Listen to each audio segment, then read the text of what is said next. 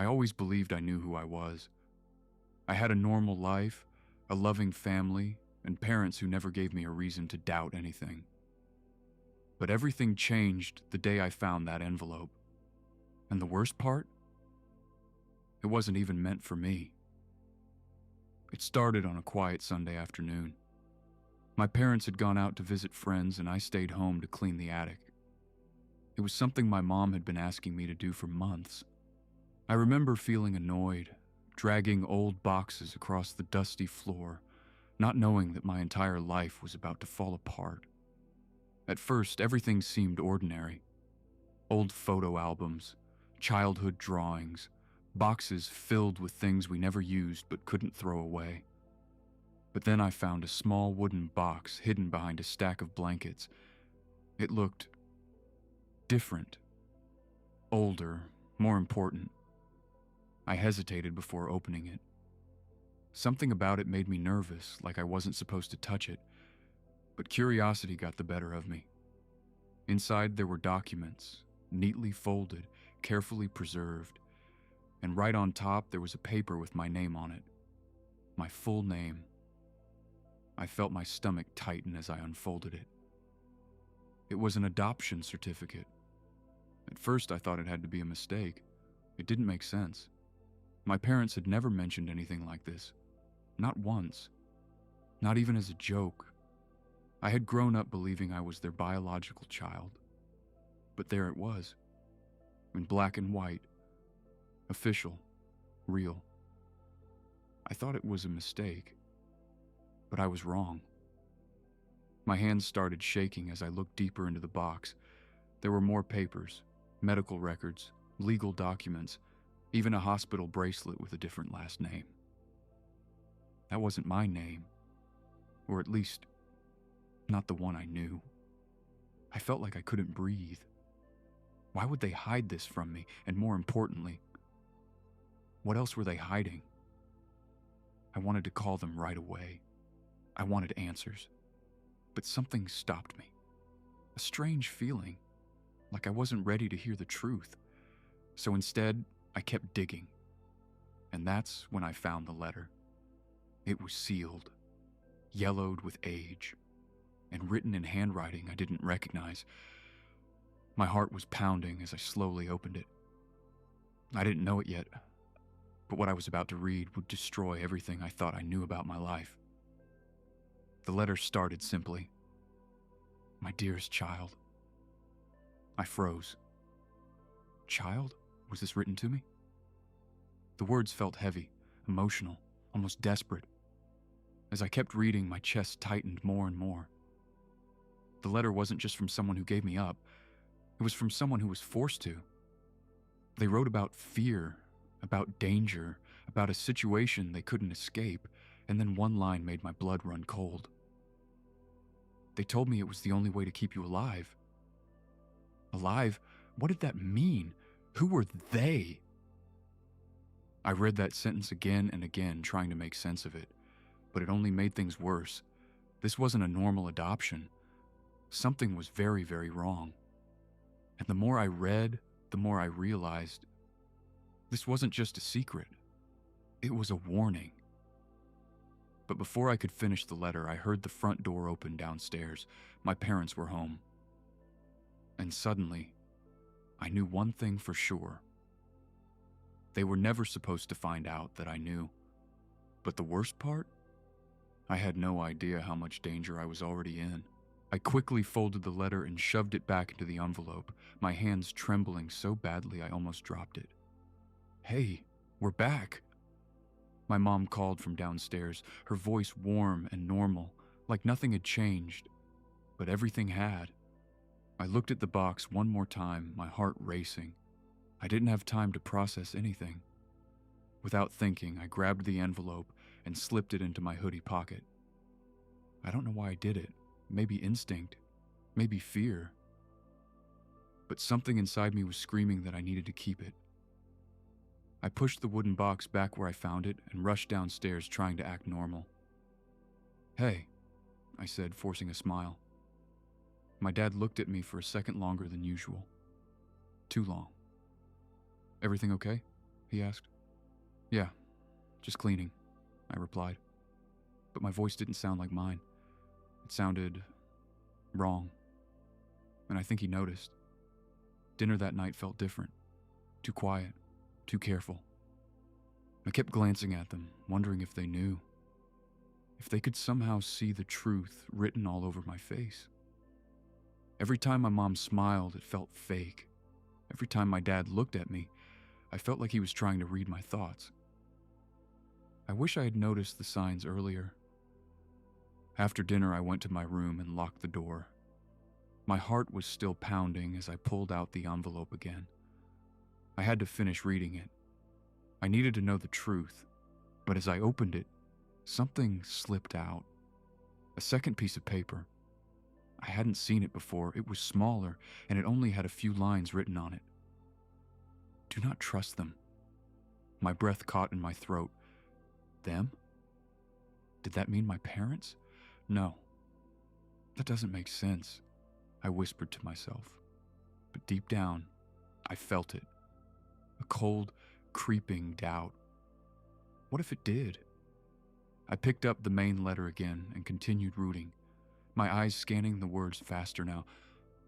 The person who wrote it, my real mother, I realized, kept talking about fear, about people watching her, about making a choice she didn't want to make. And then came another line that made everything worse. They promised me you would be safe with them, but I never believed them. Safe? From what? Or from who? My head was spinning. None of this felt real anymore. It felt like I had stepped into someone else's life, someone dangerous, someone broken. But then something strange happened. I heard a soft knock on my door. I froze. Can I come in? My mom asked. Her voice sounded gentle. But now, it made me nervous. I quickly hid the papers under my pillow. Yeah, I said. She opened the door slowly and stepped inside, watching me carefully. Are you sure you're okay? She asked. Yeah, why? She hesitated. I don't know. You just seem different. Different. The word echoed in my head. If only she knew. I'm fine, I said quickly. But she didn't move. She just stood there, looking at me in a way she never had before. And then she said something that made my heart stop. You didn't go into the attic today, did you? Everything inside me went cold. How did she know? I thought it was a coincidence, but I was wrong. I forced a laugh. Yeah, I did. Why? Her expression changed, just for a second, but I saw it. Fear, real fear. And then she smiled again, too quickly. Nothing, she said. Just a lot of old stuff up there. She turned and walked out of the room, closing the door behind her. But I couldn't move, because in that moment, I realized something terrifying. She wasn't worried about the attic. She was worried about what I might have found. And that's when I understood. Whatever secret they were hiding, it was much bigger than I ever imagined. And I had just stepped right into the middle of it. I didn't sleep that night. Every time I closed my eyes, I saw the words from the letter. Do not trust them. They told me it was the only way to keep you alive. They promised you would be safe. Safe from what? Or from who? The questions kept repeating in my head, louder and louder until I couldn't take it anymore. Around 2 a.m., I got out of bed and locked my door again. I needed answers. And if my parents weren't going to give them to me, I would find them myself.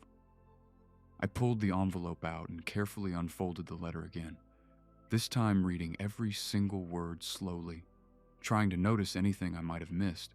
Names, dates, places, anything. That's when I saw it. At the bottom of the page, almost like it was added later, there was a small line I hadn't noticed before. St. Mary's Hospital, room 312.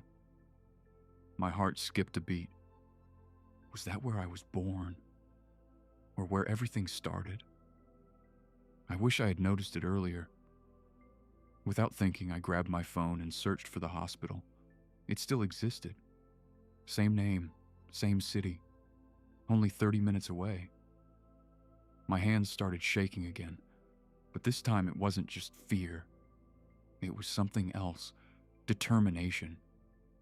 If there were answers anywhere, they had to be there. But then another thought hit me. What if my parents found out? What if they were watching me? The idea sounded crazy, but so did everything else.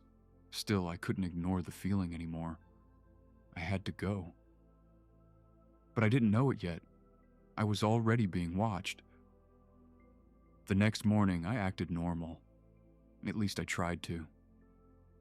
I ate breakfast, avoided eye contact, and left the house like it was just another day. But instead of going to work, I got into my car and drove straight toward the hospital. Every minute of that drive felt heavy, like I was getting closer to something I couldn't escape. When I finally arrived, I just sat there for a moment, staring at the building. It looked ordinary. Too ordinary. Like it couldn't possibly hold the kind of secrets I was about to uncover. But I knew better. I stepped inside. The smell of disinfectant hit me immediately. Nurses walked past me. Patients sat in the waiting area. Everything looked normal. But I didn't feel normal. I walked up to the front desk, my heart pounding. "Hi," I said, trying to keep my voice steady. "I was born here, and I'm trying to get some information about my records." The receptionist smiled politely. "Of course. I'll need your name and date of birth." I gave it to her. She typed something into her computer, her fingers moving quickly across the keyboard. At first, everything seemed fine. But then, her expression changed. Just slightly, but I noticed. I thought it was nothing, but I was wrong. She looked up at me, her smile gone. "Can you wait here for a moment?" she said. Sure." She stood up and walked into a back office, and that's when something inside me shifted. This wasn't normal. People don't react like that to simple record requests. Minutes passed. Too many minutes. I started to feel exposed, like everyone in the room was suddenly watching me. And then I saw him. A man standing near the hallway. He wasn't a doctor. He wasn't a patient. He was just standing there, looking at me. Not casually, not accidentally, directly. I looked away quickly, my heart racing again. "This is crazy," I whispered to myself, but when I looked back, he was still there, still watching. And then he did something that made my stomach drop. He started walking toward me, slowly, calmly, like he had all the time in the world. I stood up, panic rising in my chest. "Excuse me?" I said to no one in particular, and quickly walked toward the exit. I didn't wait. I didn't think. I just left. And the second I stepped outside, I heard the doors open behind me. He was following me. I didn't turn around. I didn't dare. Every instinct in my body was screaming at me to run, but I forced myself to walk faster instead, trying not to draw attention. My car. I just needed to get to my car. I fumbled with my keys as I reached it, my hands shaking so badly I almost dropped them. "Stay calm. Stay calm," I whispered under my breath. But the moment I unlocked the door, I heard footsteps behind me. Closer now, too close. I got inside and locked the doors instantly, my heart pounding so loud I could barely hear anything else. And then I looked up. He was standing right outside my window, just staring at me. No expression, no emotion, just watching. My breath caught in my throat. "What do you want?" I whispered, even though he couldn't hear me. Or maybe he could, because slowly, he raised his hand and knocked on the glass. 3 slow taps. I froze. I thought it was fear, but it was something worse. He leaned slightly closer, his eyes locked onto mine, and then, without saying a word, he mouthed something. "Go home." My blood ran cold.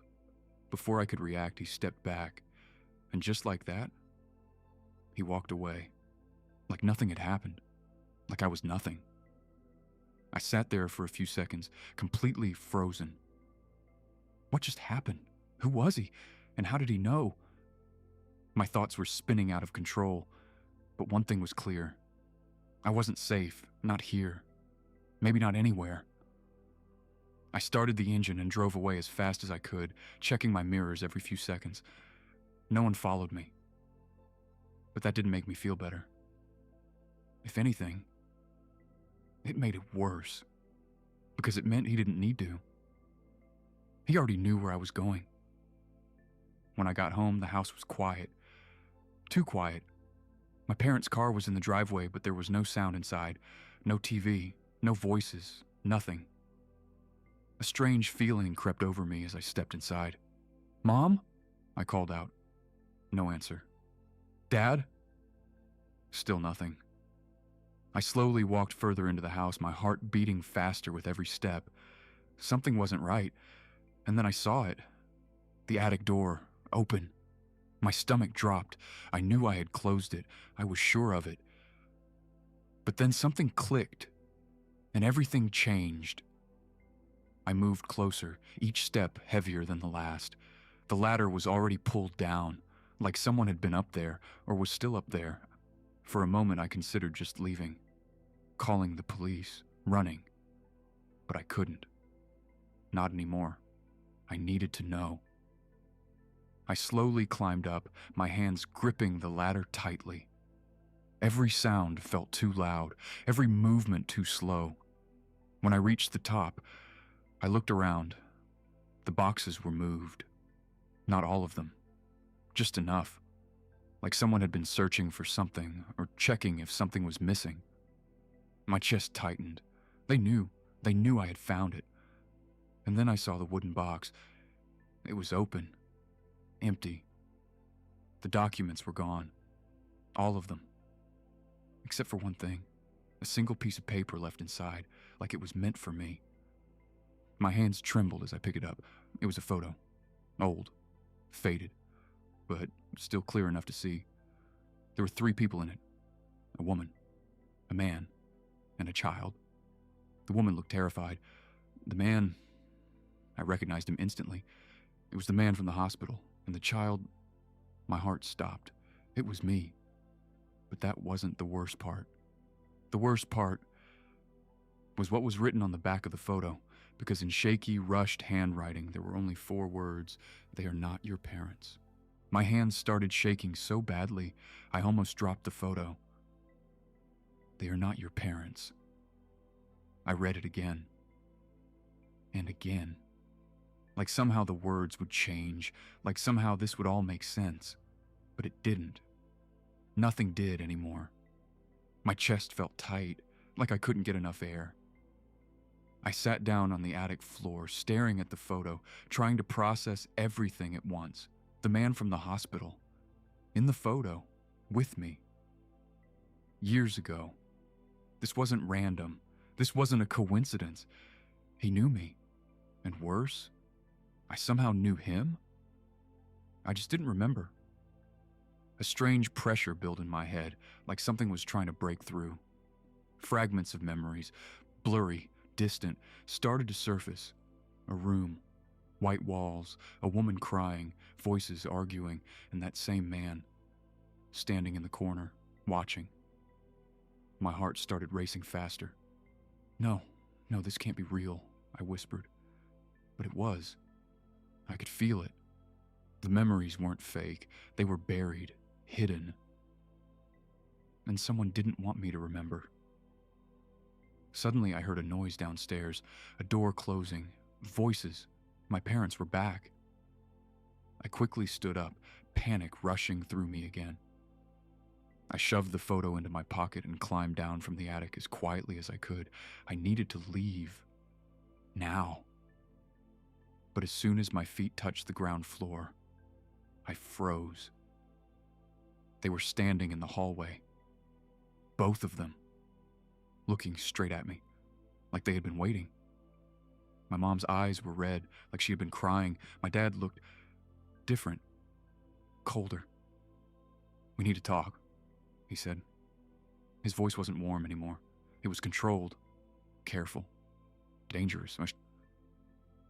"I think we already did enough talking," I replied, my voice shaking despite trying to stay strong.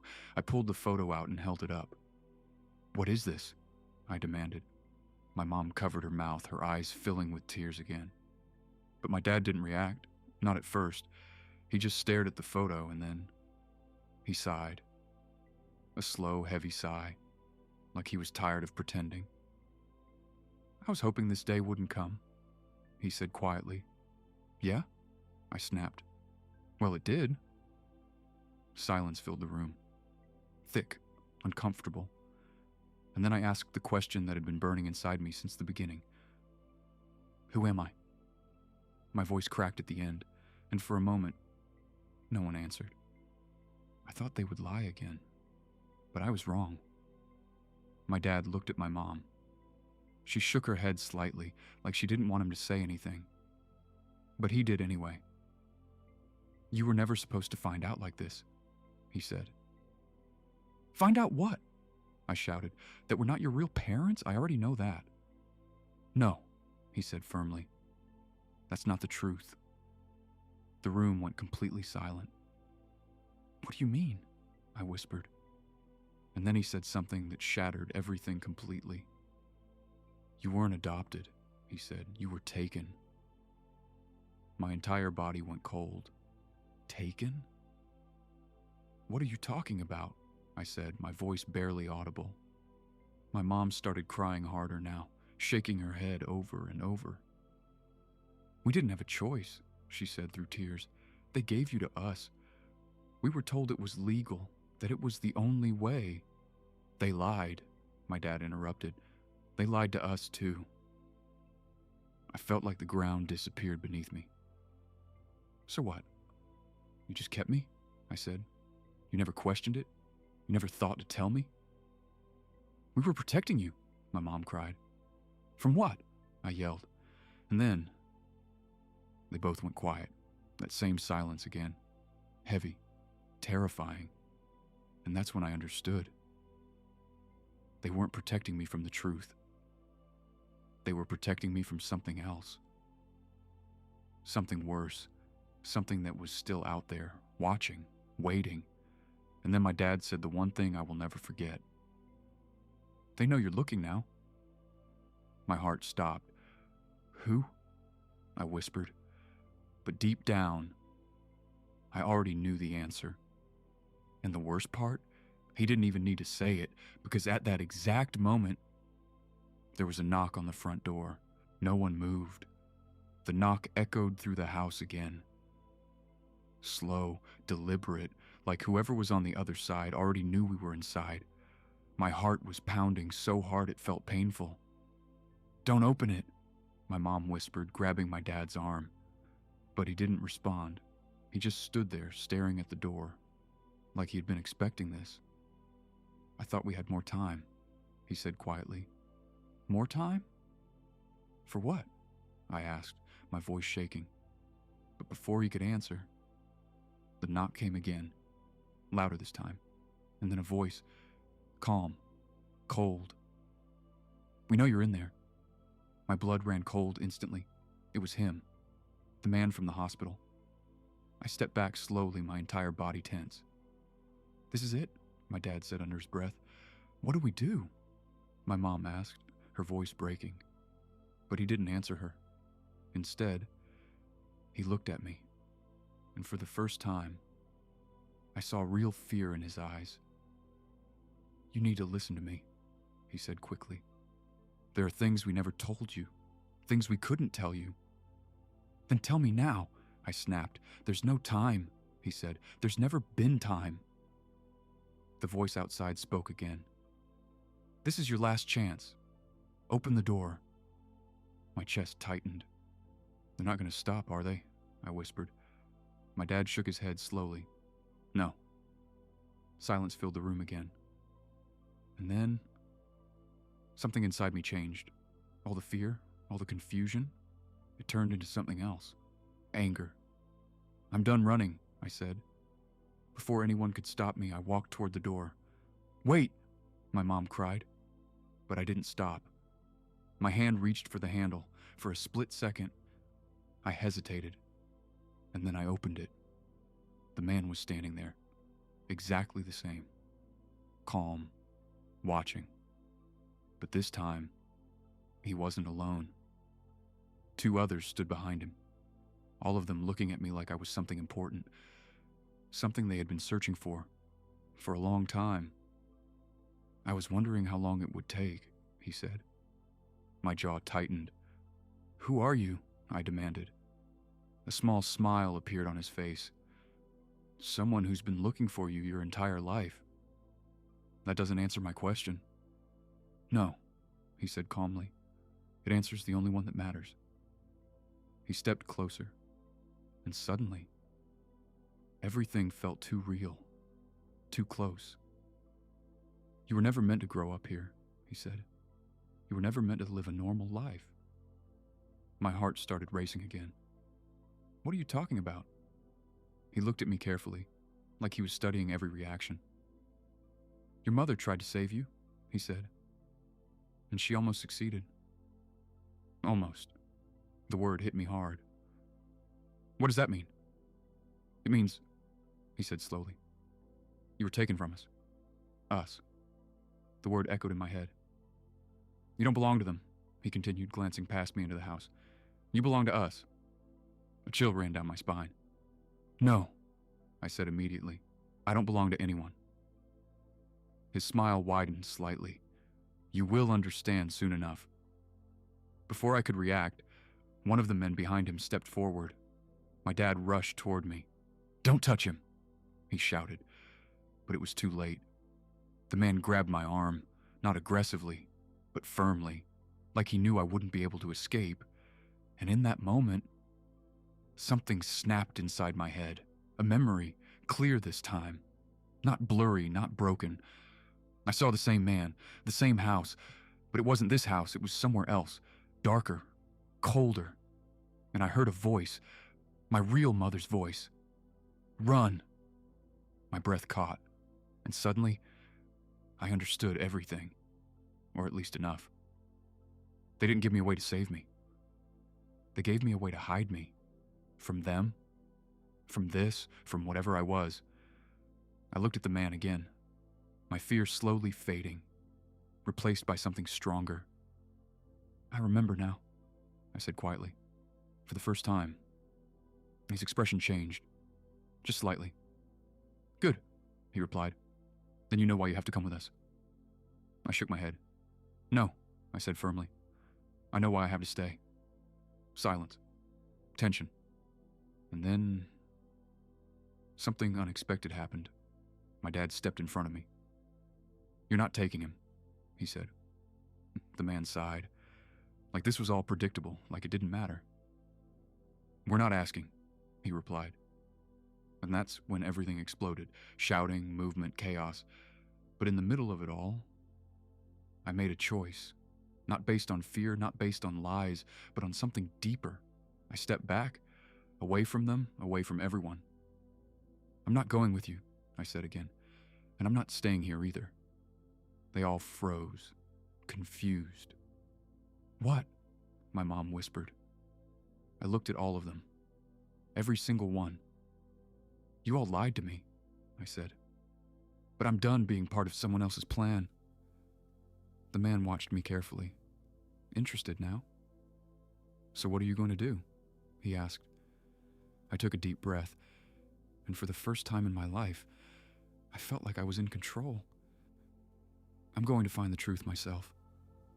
Silence filled the air, and then he smiled, not threatening this time, almost approving. Then we'll be watching, he said. A chill ran down my spine again, but I didn't look away, because this time, I wasn't afraid.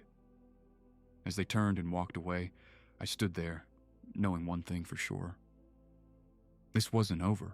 It was just the beginning, and whatever I really was, I was about to find out